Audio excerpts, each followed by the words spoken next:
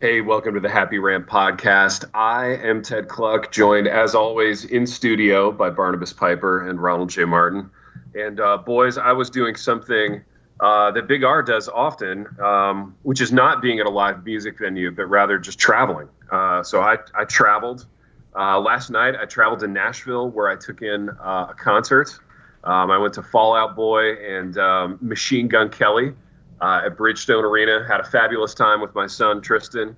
And we will unpack that and other things. But before we do, Piper, you have a bit of business to lay on us because I feel like the sponsorships are just raining down on the Happy Rant podcast right now. It's literally raining money on us. So when you say raining down, all I can think of is like modern worship songs. You know, I feel like I should be dancing in a river and there's should be tongues of flame or something like that. I don't know. Well, just of course, let's mix some metaphors. Yeah, if I've learned nothing from modern worship, it's that things should always be raining down on you. So in our case, it's money. And other people along the East Coast, it's actual rain at this point. So, Piper, tell us about our sponsor.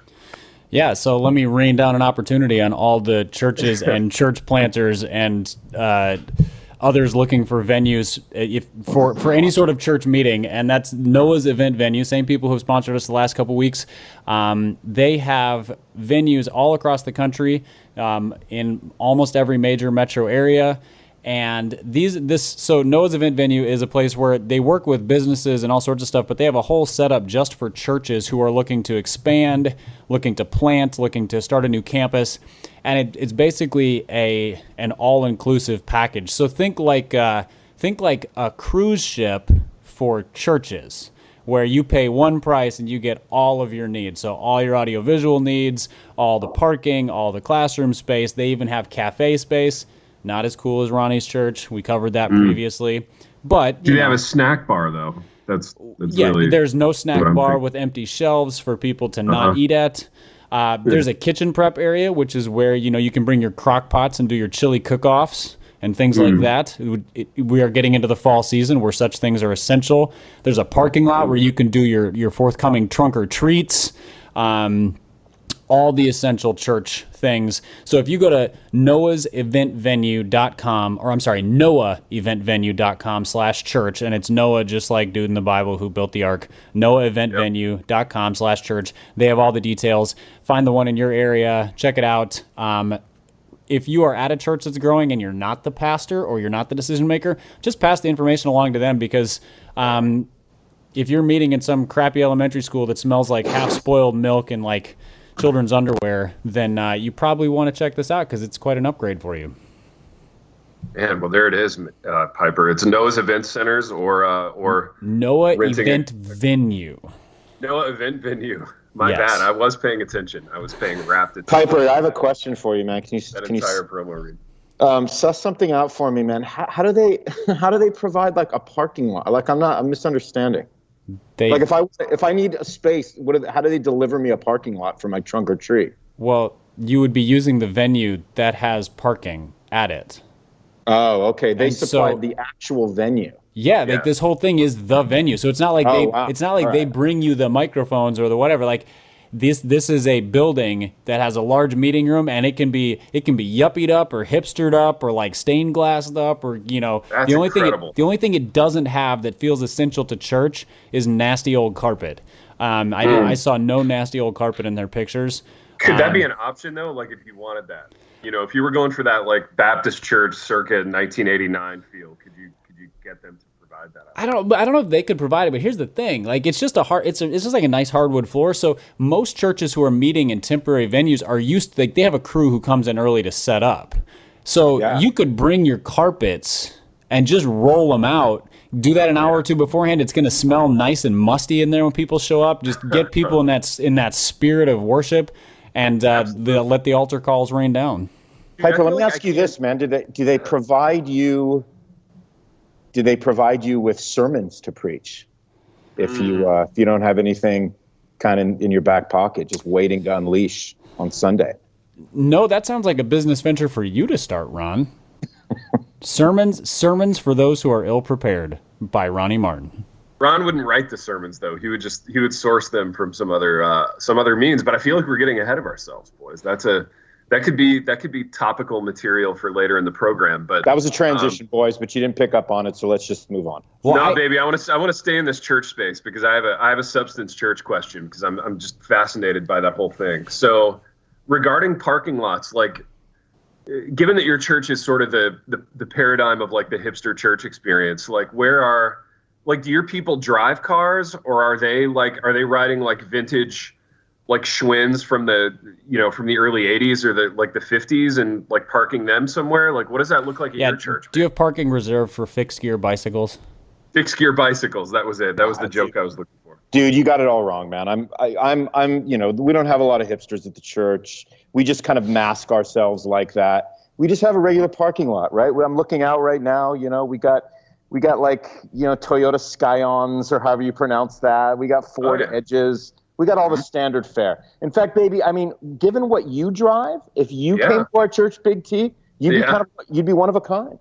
Oh, interesting. Well, as an Enneagram 4, it's essential that I'd be one of a kind everywhere. Absolutely. So, boys, Ted, I think you need to reveal to the listeners what you drive. I think this may have come up on a previous episode, but my recollection is that at the last live event we did, Ron and I were both sort of intrigued. Yeah, intrigued somewhat aghast, taken aback, especially because it's well known that you used to drive a large, old Cadillac that was just, I mean, it was like riding on a cloud to be in it. It was like riding in a living room. Yes. It was a living room on wheels, and I loved that thing, man. I still do. So the Caddy is still in the family. I've sold it to my son Tristan when he turned 16. He bought the Cadillac from me. So in fact, he drove it to school this morning. So the Caddy is still in our garage, still in our family, still in our hearts. But I bought a Fiat 500, a sporty little stick shift, and it's a 6-speed turbocharged little motor. So I just wanted something different. I hadn't had a stick since high school, and it's super fun. It's a lot of fun to drive. It's a good little commuter car there for, all the hustle and bustle of Jackson, Tennessee. All those hours I spend commuting, and the Fiat is a nice way to spend those hours. How many Fiats do you see cruising around Jackson, Tennessee? Not too many, man. Not too many, I have to be honest. One of a kind. You're one of a kind with that thing, aren't you, man? It's the Enneagram 4 thing, Big R. I had to be one of a kind, and this seemed like an elegant way to do it. So I appreciate you guys taking an interest in my car life, though. I feel cared for in that. So Big R, as a man of the cloth, you're doing your job, and just as a stand-up dude, you're also doing your job. But let me tell you, boys, where I didn't feel especially unique, and that was last night at Bridgestone Arena at the Fall Out Boy concert. Because while most concert audiences are like really, really easy to pigeonhole, like if you were to go to a Bon Iver concert, you would see like 4,000 of the same person. Fall Out Boy is not like that. I feel like they're very inclusive. I feel like they exclude almost no one from their audience, and it was a tough one to like put my finger on, but it was a really great experience. Nevertheless, I had a blast. Tristan and I had a ball last night. It was a good time. So I'm just going to go ahead and reveal my ignorance, because we're nothing if not authentic on this podcast. Yeah. What kind of music does Fall Out Boy do? Dude, okay, yeah. So it's like early 2000s pop punk. So that was kind of just think Green Day without any of the legitimacy. Dude, now why do you say that? I don't understand that, because I'm not a music expert. My favorite Ron is snobby music Ron. Carry on. Snobby music Ron is phenomenal. Also, like, threatened by other musicians Ron is amazing. So I want us to stay in this, man. Certainly not threatened by Fall Out Boy, boys. If I have. Oh, I think you are, though. I think you're a little threatened by Fall Out Boy. So Ron, I have several questions for you in follow up. How are they inferior to Green Day? And also, like, why are you threatened by Fall Out Boy? Well, I wouldn't say they're inferior to Green Day. What Green Day spawned was like sort of 1,000 sort of B-level copies, and Fallout is just happens to be one of those. They're fine. It's great. Beautiful. That's the most condescending "they're fine" imaginable, isn't it, Piper? I know. I'm just like a 10. I listened tonight. I'm condescending about Green Day. I listen to neither Green Day or Fall Out Boy. So I wish just grinning was audible because I'm smiling so big at Ron's so am I. Like, my face hurts. complete I'm smiling so much in the dismissal studio. of Fall Out Boy. I mean, and Oh, it's wonderful. I love dismissing things, but it's even better when Ron does it. Baby, I want to ask you this because I'm fascinated. How small does a band's audience have to be to give them legitimacy to you? Like, it's not necessary. It's not me. So I'm speaking from sort of I would be speaking from almost like a journalist's point of view here. Right. You know, nobody really regards Fall Out Boy as a band that's had a lot of influence on other bands is a better way to put it. You know, so whereas Green Day kind of came in and they were like the first band post Nirvana to bring it back to sort of like being a little more punk than Nirvana was, but sort of they sort of spawned this, hey, you know, we're a band that grew up, you know, loving like old school 70s and 80s punk, and we're influenced by the Ramones, all that stuff. So they were the first to find some success. And then what happened on the heels of Green Day was it just spawned all these other bands that came in on the heels of their success. Yeah, so you had a bunch of like, I don't know, bands like Yellow Card and Coheed and Cambria and all these bands with like a kind of a high-pitched voice front man and like a really, really up-tempo sort of thing. But sure. Yeah, so... Yeah, despite Fall Out Boy's like lack of ability and total lack of influence on the industry, it's, you know, there were still like 20,000 people there last night. They're huge. They're massive. Yeah. Yeah, they're massive, and it was a very like hard to pin down 20,000 people. You know, there were your usual assortment of like Trying Too Hard, Nashville dads, you know, and like the leather jacket with just like a few too many zippers on it, and. In fact, I had a fascinating conversation with Tristan. So we were in the concourse right before. So Machine Gun Kelly opened up for Fall Out Boy. He's a white rapper that to be fair, neither of us had like a lot of experience with or interest in. So we were in the concourse right before Machine Gun Kelly, and this Nashville dad walked by with his son, and he had like very meticulously coiffed hair.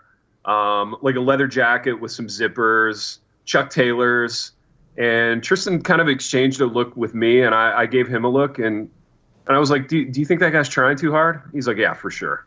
And he was like, either the hair or the jacket would have been fine, but the hair and the jacket together is too much. And I'm like, yeah, that's it. You know, that's really it. So these things are. So in other words, the guy can look cool, but he needs to freeze a little bit if he wants to look cool.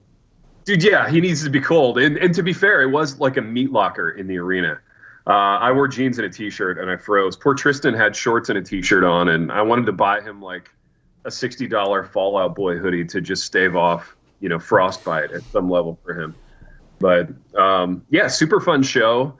You know, I think Fall Out Boy is more fun to listen to than Green Day. And I don't know if Green Day is still like filling arenas now. I've kind of lost track of them, but we had a blast. Isn't that true for a lot of, like, I feel like there's a lot of bands that are influential, not necessarily the most enjoyable.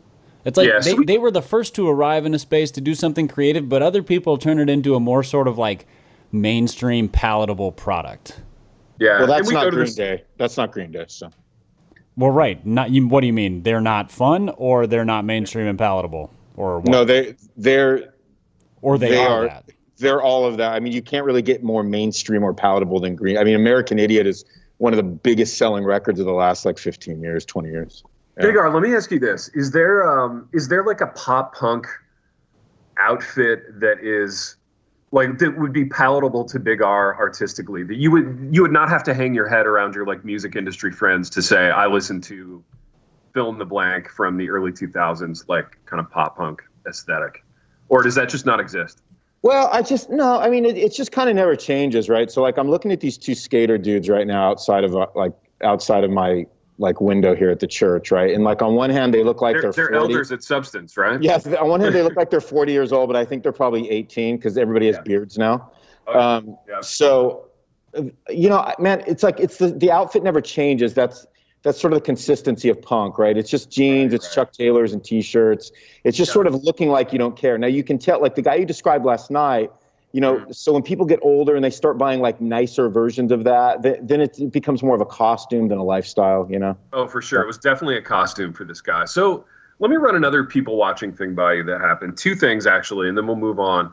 So we were in an upper level section, up pretty high. It was really relaxing. We didn't have to like stand or dance around or do like the normal concert things. But like 2 rows down from me, there was a lady about our age with like a young girl, looked like she was in her 20s, who was very tiny and had clearly had way too much to drink, and who was just sitting there kind of catatonically. And midway through Fall Out Boy's set, this woman, you know, again, we're in a crowded arena. There were 20,000 people to choose from. She turns like to me and she goes, I need help getting her out of here. Wow. And yeah, I was just like, what is it about my appearance that says like I'm the responsible dad in this scenario? You know, the lack of too many zippers on your jacket, and exactly. Your hair may be carefully cared for, but nobody would call it coiffed. No, that's true. Definitely not coiffed. You know, nothing coiffed about it. So I helped her get her severely inebriated friend out of Bridgestone Arena, and the other thing was, yeah. I'm a hero, basically. Dude, the story just keeps getting better, Big T. Dude, the other thing that happened, this was really funny for Tristan to observe. Like 1 row ahead of us, there was a guy and a girl on a date, and they were probably in their mid to late 20s, and it was clear that they were crazy about each other. Like they were all over each other, and it was clear that this girl was like way too much for this guy, in that she was like fractionally hotter than him. And also like way more into dancing around. She was super keyed up about the music, about the concert. And it was this great dynamic in which she wanted to dance around a whole bunch and be super animated, and he didn't. And it was just 2.5 hours of like absolute agony for this guy. Although you could tell he was also like really happy to be with her. And Tristan and I were like texting each other about them right behind them and saying things like, I give it a week, you know. She's way too much for him, but those are the kinds of things you get to observe at a concert. You know, you're paying for more than the music. You get a night of premium people watching out of the deal. Yeah, I feel like that one's gonna. There's going to be a fight in the Uber on the way back to wherever they came from after that, because she's gonna be real frustrated at how much of a drag he was. Oh, totally. She's gonna ask questions like, "You just seem like you really weren't into it," and I don't know, like, are you not into me? And he's gonna be like, "Oh, now I have to defend myself," and yeah, it's just the whole thing's gonna devolve. So fun, man, fun to watch those. They've already broken up, Big T. I'm sure they've broken up. Yeah, maybe they're listeners. So if they're listening, you know, Ronnie, I'd love to hear the end of the story. Ronnie raised a really important question off the pod, and that is, at any point could you actually hear the band over all the people singing along? The answer is no. Yeah. So we could, and I think it was a function of how high up we were sitting. So it's kind of like when you sit in the back in church, you can't really hear everybody singing during worship. It was sort of the same way in that, you know, we were near the back of the room, as it were. And, you know, so I did. I felt like, you know, there were a couple numbers for Fall Out Boy, like Sugar We're Going Down. Some of the huge numbers, there was a lot of like sing along happening. And that was fun. That was fun. But yeah, by and large, I would say, you know, people were listening more than they were singing. And they play a lot of new stuff, a lot of stuff off their new record. So maybe there wasn't like the familiarity with all the lyrics that there would have been otherwise. Because listeners should know that Ronnie loves nothing more than going to a concert and it being like a karaoke sing-along. That's his favorite thing. Right up there with pop punk in general. Which is funny because it's not his favorite thing at all. So I want to ask this. Ron, have you ever been to a show where you did sing along? Like in spite of yourself, you found yourself like swept up in the moment and you belted out some lyrics? No, I never have done that ever once. I've never sang to any band at any live show. No. You've never sang to any band at any live show? Like, did you barely sing at your own band's live shows? Barely. Like, yeah, barely. Yeah. You know what? I'm gonna do this. I'm gonna give you if I could put the vocals on backing tracks, I would have done that. So, yeah, I love it. It's the non-live performance, live performance stuff that It's meta. It's a big joke. It's a bigger joke.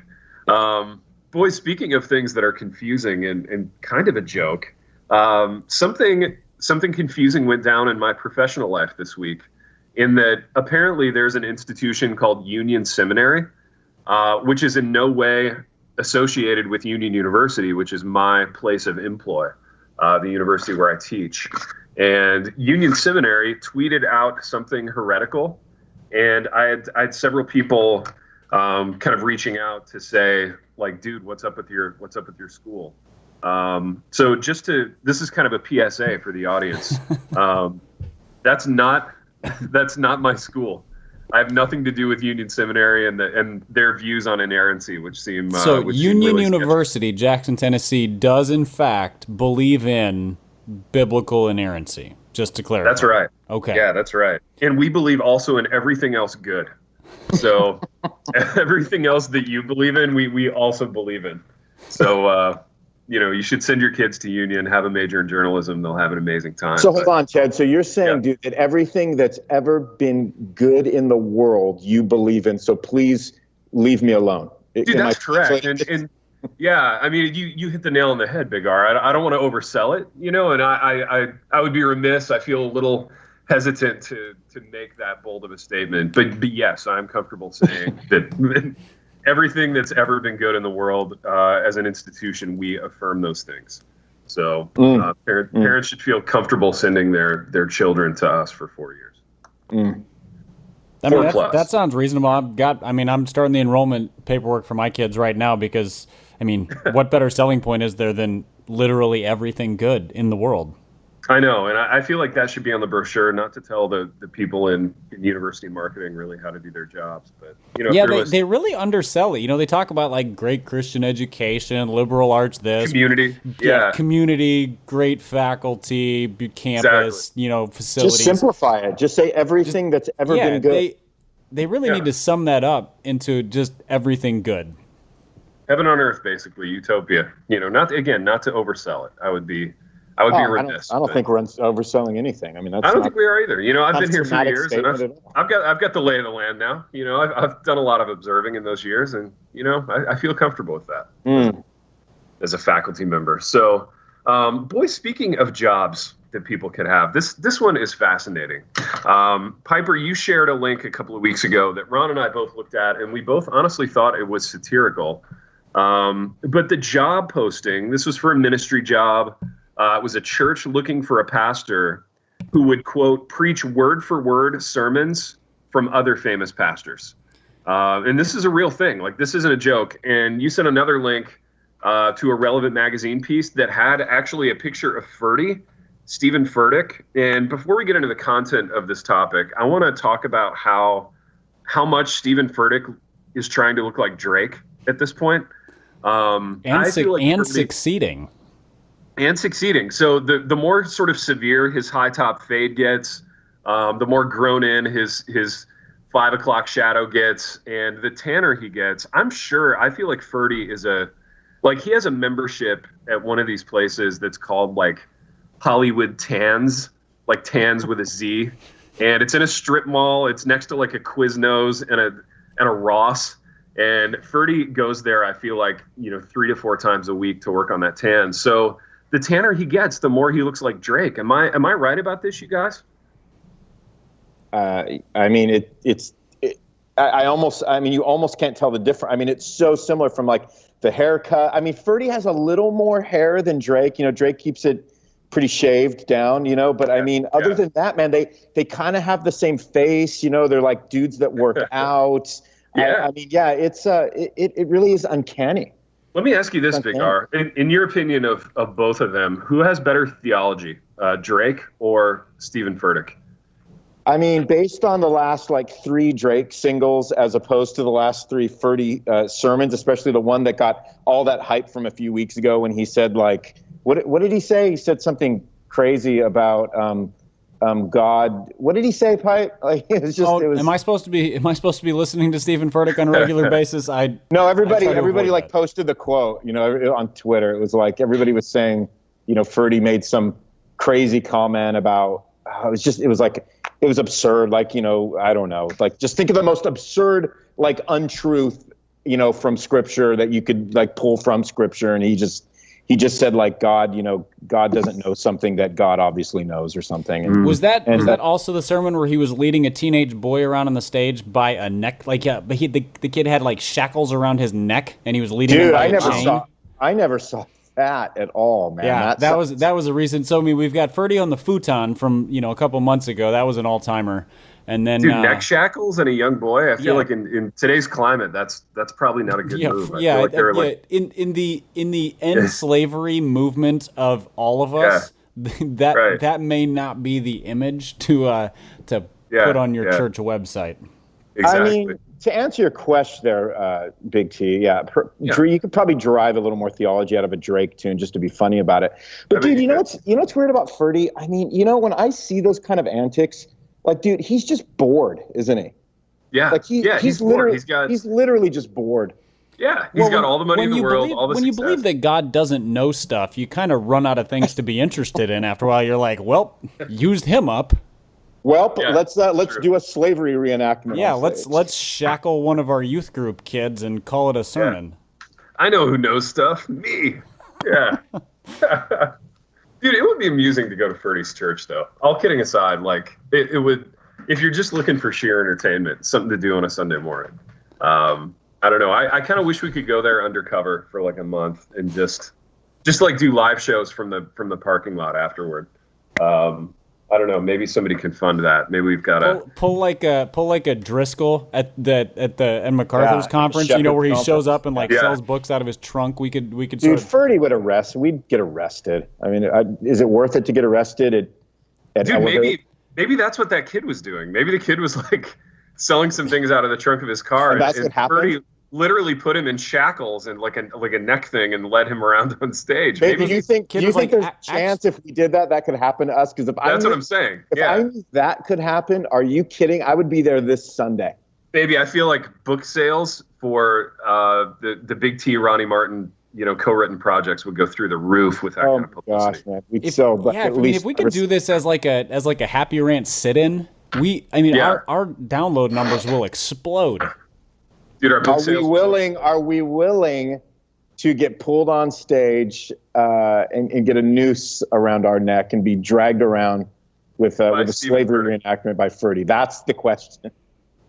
Are we willing to go through that kind of humiliation? Because Ferdy probably comes out and says, all right, man, you have two options. I'm going to call the cops or I'm going to bring you up on stage. I'm going to make you an object lesson. Sermon illustration. One of my quote unquote sermons. Yeah. Right. Oh, I would absolutely do that. I would do it too. You would say, Ferdy, I want to be up on stage. Like Pipe, you're saying, you look at us and say, make sure you're filming all of this. Yeah, absolutely. Yeah. Be like, are you getting this? That's the question. Are we live streaming this? Is it live to tape? Like, how do we do this? And when can I get the footage to share? Dude, so how big of a ripple would that make news-wise in the Reformed world if John Piper's kid was at Ferdy's church at all? Like that in and of itself is worth a Gospel Coalition article, I think. Maybe two.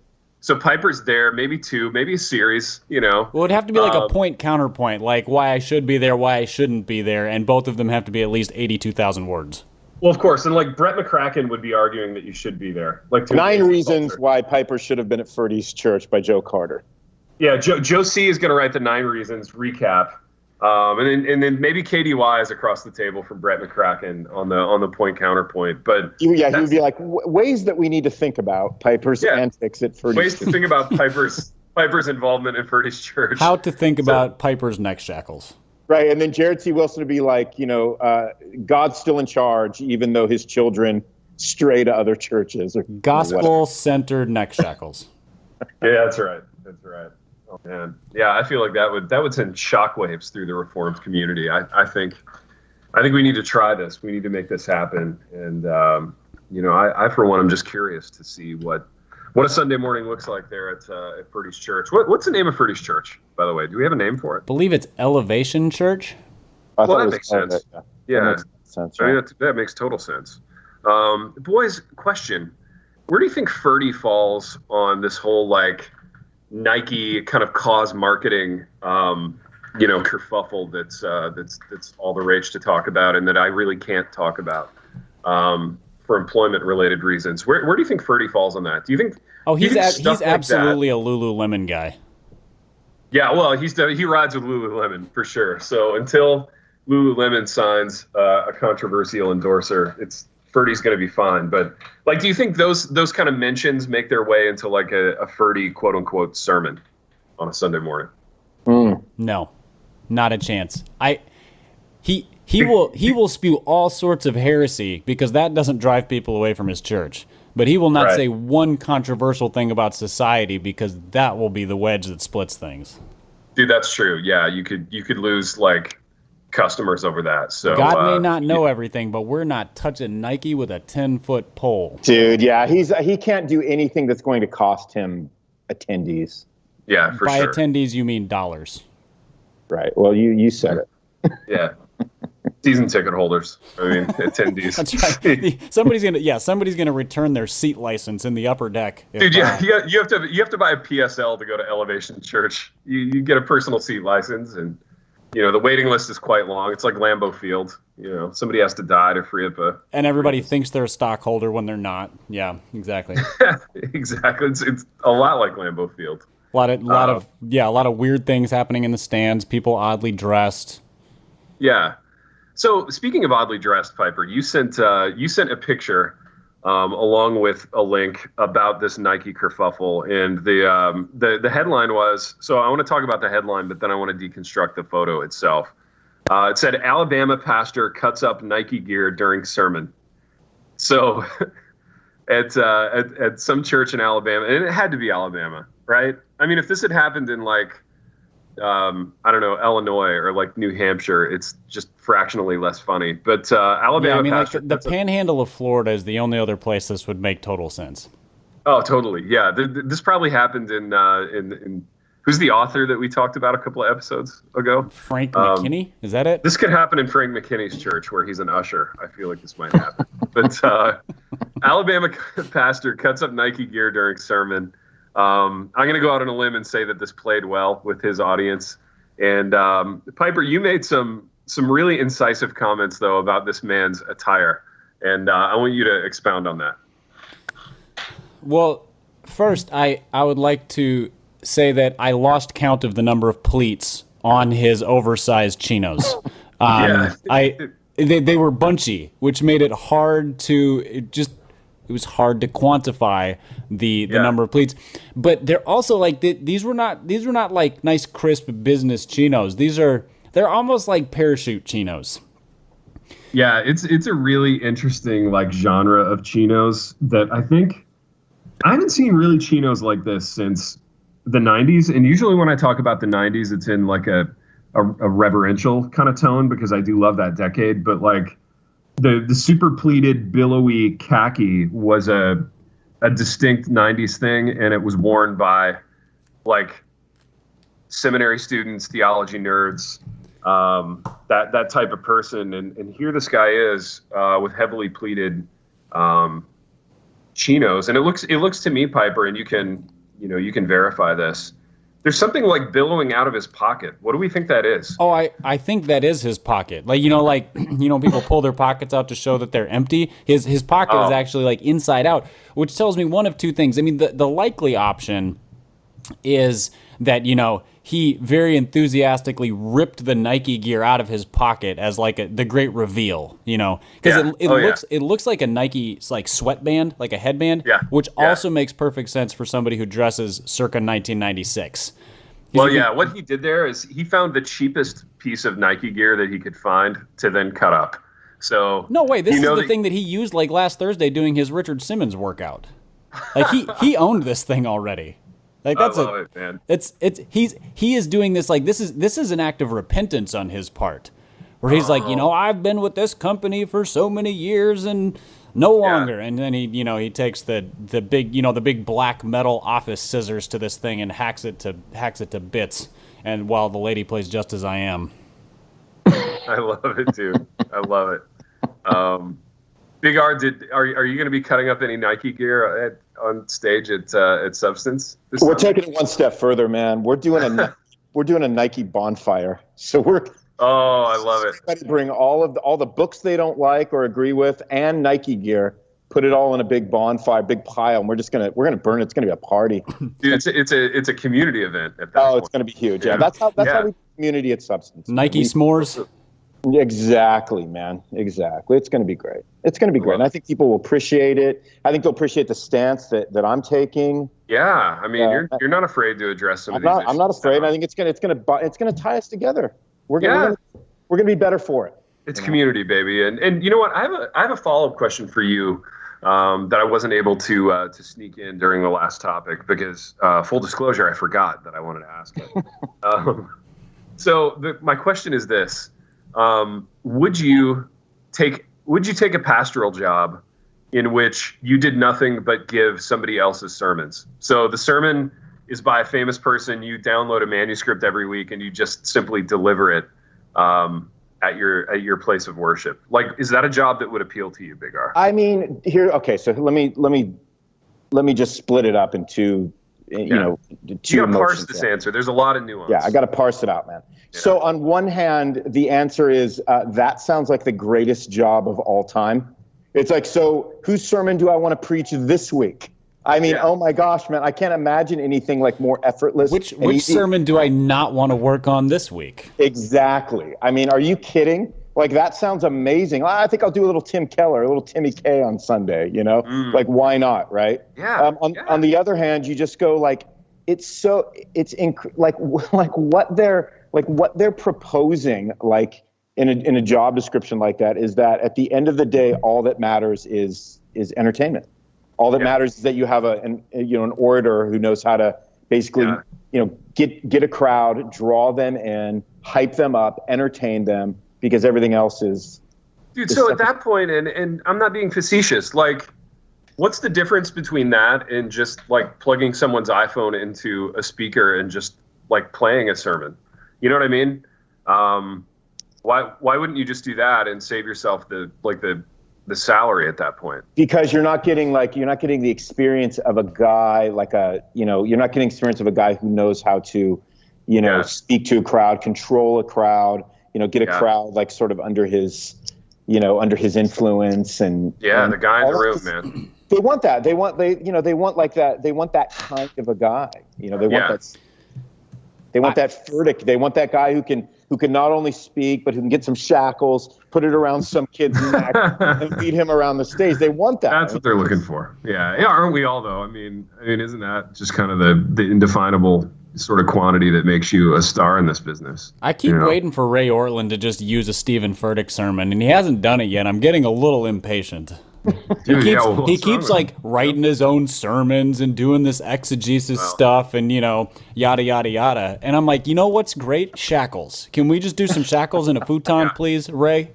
No pipe. I didn't read all of the article, right? But it's weird because they didn't say like what's right. They didn't narrow it down to like you're only allowed to preach this, these 8 people's sermons, right? Oh no, the spectrum was like Tim Keller to Stephen Furtick. So it was. So basically, they're like, if somebody maybe has heard of this guy, go ahead and use the sermon. He's sort of famous. So yeah, not a lot of definition there. The thing that fascinated me about that was their rationale. They're like, if a worship leader can get up there and just verbatim use a Chris Tomlin song, then why not do the same thing with a sermon? Like we sing other people's songs. Why can't we preach other people's sermons? So let me throw that at you, playing devil's advocate here, Ron. How would you respond to that rationale? Hard to argue with it. Oh man, I don't know, because I'm all about worship guys writing their own songs and being a little more creative with the process, and I don't know, because a pastor needs to speak from his experience, and he needs to speak from there's a bunch of different aspects that a pastor is actually preaching to the congregation as a way for God's word to shape them, inform them. And I guess you could make a bit of an argument about, worship leaders not just regurgitating the same thing week after week. I mean, I guess there's a particular kind of an argument you can make for that. But yeah, it's a good question. I mean, should worship leaders have an obligation to create their own content? Yeah, I think. Well, I mean, definitely. Well, okay, so that brings you into the whole other thing, which is. Does a worship leader, do they just sit there and sing, or do they need to lead in and out of the music? I think they need to lead in and out of the music by writing their own material to do that. So, yeah. Okay, that's fair. I thought their rationale was interesting because I clearly see the holes in their logic, but I'm like, you know what? If you're gonna use bad logic, at least use it creatively, and they did. But also worship leader too has to be a somewhat skilled musician. So that's also something else that they have to work on. And because you can just be a preacher can be. I mean, it's all over the map, right? You don't have to be a really compelling speaker to be a good preacher necessarily. I mean, it's just, there's a lot of variances, I think. I don't know. That seems fair. Yeah. I don't know anything. I got nothing. Well, then you should just use somebody else's sermon next Sunday because you don't know anything. To think about, so I got a friend that like once a year, but they know he's doing this, right? I think he does it like on the New Year's Eve, like the last Sunday of the month, whatever that falls on. I think he like his church knows that he like gets a classic like Spurgeon sermon and he just reads that, but it's like something that they all know that he's going to do. And I always just thought, well, dude, what if you start doing that like once a month, and then like twice a month? Like that's just like, how far do you take that? Baby, I want to take this one step further. What if you did that on this show? Like, what if you read the transcript of someone else's podcast performance? Like, go into some of the old Trogs archives. And just start reading Trogs? And just start reading Trogs material and just say to yourself, you know what, I'm gonna take one thing off my plate this week. And I don't even want to have to think about what I'm gonna say on the Happy Rant. So I'm just gonna print out like some Trogs manuscripts. I'm sure they're out there. I'm sure people Baby, what if we did this? What if we literally printed out a transcript of like the very first Happy Rant, and we all just like read exactly what like. Dude, we read it dramatically, and like you did Trogs part, Piper did himself, I do myself. I would love it, dude. Is there anybody less qualified to do Stephen L. Trogi than Ronnie Martin? I mean, just in terms of like personality difference, Dude, I think know. If Ronnie's if he's the least qualified, then you and I are like 1A and 1B. We're right in that discussion. Yeah. The problem is you guys would just be reading yourselves. That's okay. We could do it with feeling, We could also switch it up, and like I could do Ted and Ted could do me. It'd be sort of an idea like, we've done 300 of these podcasts. How many how well can we impersonate the other? Dude, if we could somehow do that, I think that would be so fresh, man. That would be really cool. I agree. Yeah. I love that concept. I have an idea, Ted. Here's an idea for one of your students. Offer them extra credit to transcribe our first couple episodes. All right, man. I'm on it. I'm gonna find someone. Yeah, make it a class project for the next time you get a B, it gets bumped to an A if you do this. Yep. I love it. I'm on it. And we need scripts, man. This is going to be a little dramatic read, a little table read, boys. Wow, that's huge, man. That's the history of the Happy Rant. I mean, it's a tip of the cap to the old days. The early days of radio when Jared C. Wilson and his tired wife and their 11 kids sat around the hearth and listened to me, Piper, and Trogs, come into their living room once a week. So, it's going to be fun for the whole family, and I will get on that immediately. Boys, we have done what we often and always do on this program, which is to wander to and fro throughout these topics. And I think this program had, much like that guy's khakis. There was a lot going on in this program, and hopefully it was not as empty as his pockets. That's true. I've enjoyed it. I hope you have. Drink some Lagares Roasters coffee. We haven't mentioned that in a while. It is the best coffee you'll ever have. LagaresRoasters.com. Buy only the Happy Rant Signature Blend. Do not buy the Church Curmudgeon Blend. He is now in business with Hector Lagares, and I feel wounded by that, to be honest. Yeah. He needed to come and speak with me first. He hasn't done that, and I just feel angry and hurt. But LagaresRoasters.com, Happy Rant Signature Blend. We have wandered to and fro. Until next time, Rachel the Held Evans. The Happy Rant is brought to you by Resonate Recordings. If you go to resonaterecordings.com, you can see the full range of services they offer. So if you're considering starting a podcast, they are the ones we recommend going with. Again, go to resonaterecordings.com to see their prices, to connect with them and ask any questions, and to see what they can do to help you launch, edit, master, and improve your podcast. Again, go to resonaterecordings.com to see what they can do to help you launch and improve your podcast.